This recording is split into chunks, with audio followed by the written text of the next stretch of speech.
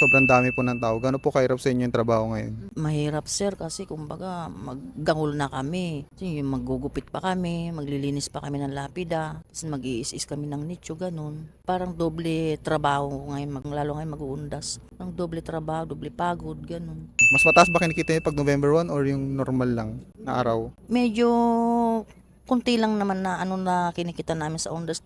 Tama lang naman sir. Kaso pagka limba, hindi naman tayo nawawalan ng hindi magkautang, ganun.